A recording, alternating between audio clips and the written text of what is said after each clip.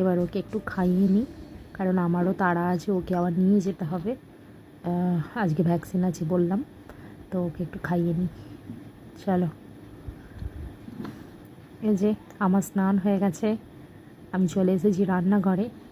তো আজকে রান্না হবে, আজকে আমি মা আজকে বাপি নেই, আমি মা আর আমার হাজব্যান্ড আজকে, তাই জন্য রান্নাঘরে চলে এসেছি। যে আলুটা ভেজে নিচ্ছি, একটু সিম্পলি রান্না। কহনের জন্য, মানে আমার ছেলের নাম কহন, কহনের জন্য খিচুড়ি বসিয়ে দিয়েছে, আর এদিকে ডিম আছে, আজকে ডিমের ঝোল ভাত হবে। তো রান্নাটা ঝটপট করে নিয়ে, যে আবার ছেলে আমার চলে এসেছে কোলে। তো এর তো কোলে থাকলে খুব মজা, কোলে থাকতে ভীষণ মজা। নাও রান্নাটা সেরে নিই।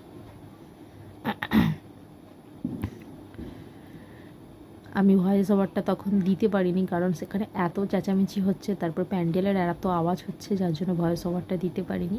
আমি আবার বাড়ি এসে পরে ভয়েস ওভারটা দিলাম। আমার এই